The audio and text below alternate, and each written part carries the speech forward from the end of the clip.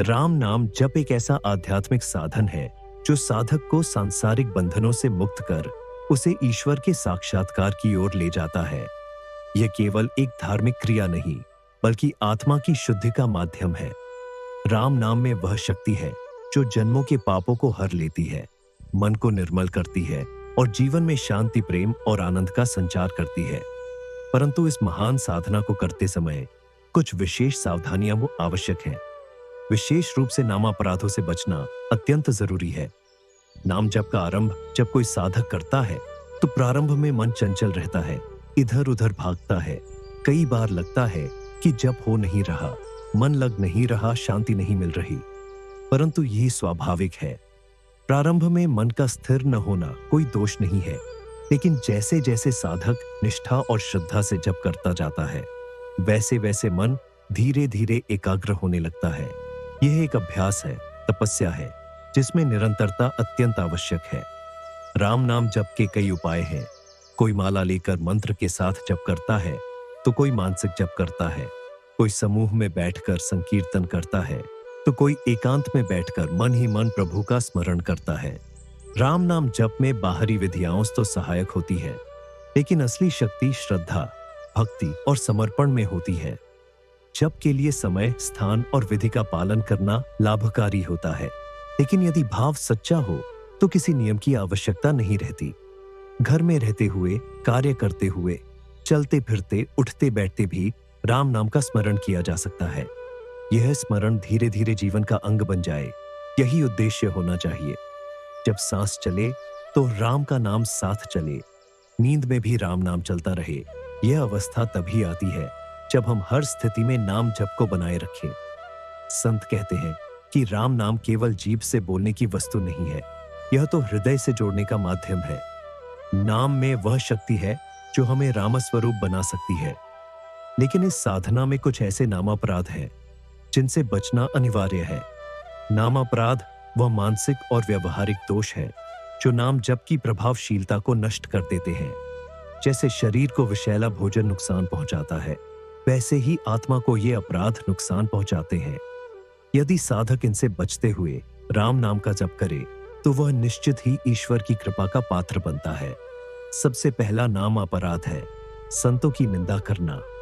संत वे होते हैं जो राम नाम में स्थित हैं, जो स्वयं उस मार्ग पर चल रहे हैं और दूसरों को भी मार्ग दिखा रहे हैं।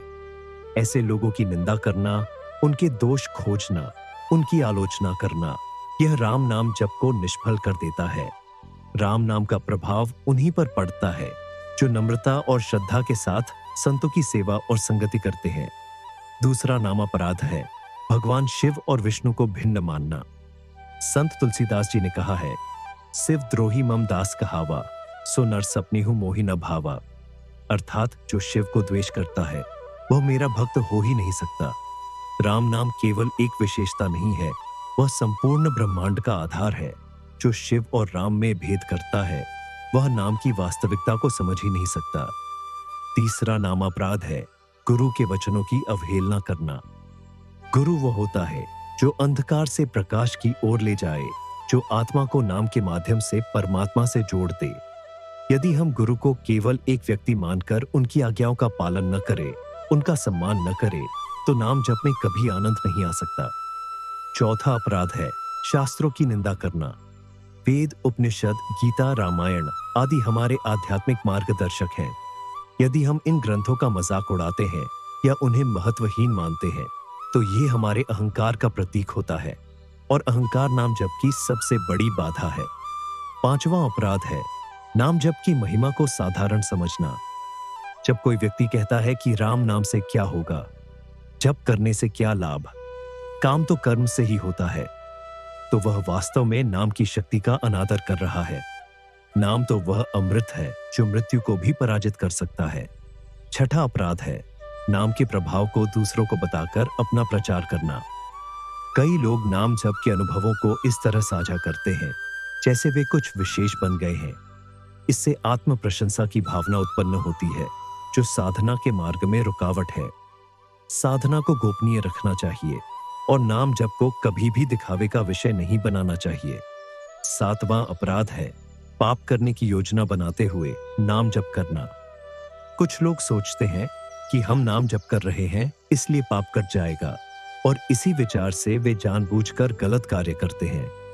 यह बहुत गंभीर अपराध है, क्योंकि नाम का उपयोग जीवन सुधारने के लिए है, न कि पापों को ढकने के लिए। 8वां अपराध है नाम पर अविश्वास रखना। जब हम ये सोचते हैं कि राम नाम से कुछ नहीं होगा या जप से कोई लाभ नहीं मिला, तो यह हमारी श्रद्धा की कमी को दर्शाता है। नाम का प्रभाव तभी प्रकट होता है जब उसमें पूर्ण विश्वास और धैर्य होता है। 9वां अपराध है नाम जप को अन्य साधनों से हीन मानना। कई लोग यह मानते हैं कि पूजा, यज्ञ, तप, दान आदि ही श्रेष्ठ है और नाम जप तुच्छ साधन है, परंतु वास्तव में नाम जप ही सबसे सरल, सुलभ और सर्वोत्तम साधन है। कलयुग में यह साधना ही सबसे अधिक प्रभावशाली है। 10वां और अंतिम अपराध है जिनको भगवान में रुचि नहीं है, उनको जबरन नाम जप करने को कहना या उपदेश देना। नाम का प्रचार अवश्य करना चाहिए, लेकिन जबरदस्ती नहीं। प्रत्येक आत्मा के अंदर राम का नाम विद्यमान है, लेकिन उसकी जागृति के लिए सही समय और प्रेमपूर्ण दृष्टिकोण आवश्यक है। इन 10 नाम अपराधों से बचते हुए यदि साधक नियमित रूप से श्रद्धा और भक्ति से राम नाम का जप करे, तो उसका जीवन अवश्य बदलता है। प्रारंभ में थोड़ी कठिनाई होती है, लेकिन धीरे धीरे मन को रस आने लगता है। नाम में ऐसा आनंद है जो संसार के किसी भी सुख में नहीं है। यह आनंद धीरे धीरे बढ़ता है और अंततः वह स्थिति आती है जब साधक कह उठता है, राम नाम ही सब कुछ है। राम नाम जप के अनेक उपाय हैं। सबसे सरल है राम शब्द का उच्चारण। केवल राम राम राम कहते रहना ही पर्याप्त है। इससे भी सरल है मानसिक जप, जहां मन ही मन यह नाम चलता रहता है। सबसे गुप्त और प्रभावशाली जप वही है जो सांसों के साथ हो। जैसे सोहम का जप प्राणायाम में किया जाता है, वैसे ही राम नाम को सांसों के साथ जोड़ा जा सकता है। श्वास लेते समय रा और छोड़ते समय मम। ये जब सहज रूप से चलता है और इसकी शक्ति अत्यंत अद्भुत होती है।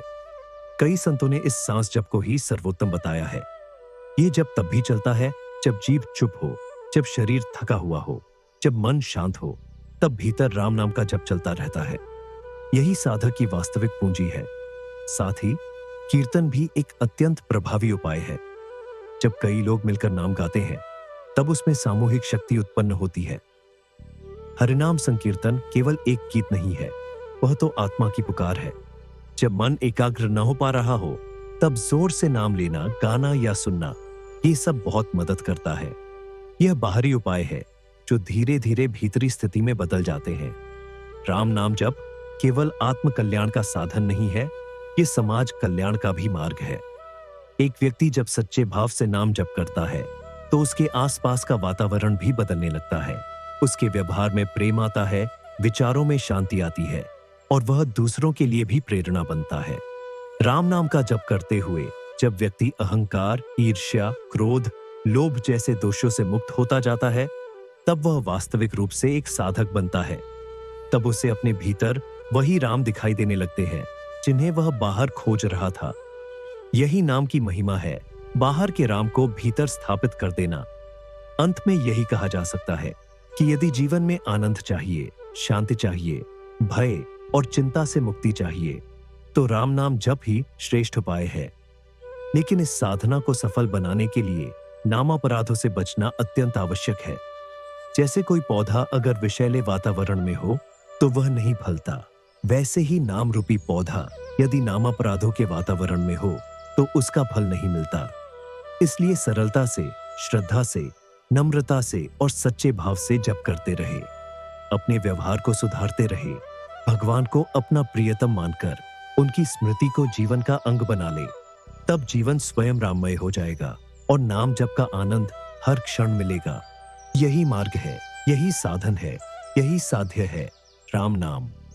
अगर आपको ये वीडियो अच्छा लगा हो तो इसे लाइक करें, शेयर करें और हमारे चैनल को सब्सक्राइब करें, ताकि आप तक ऐसे ही ज्ञानवर्धक वीडियो आते रहे। जय श्री राम।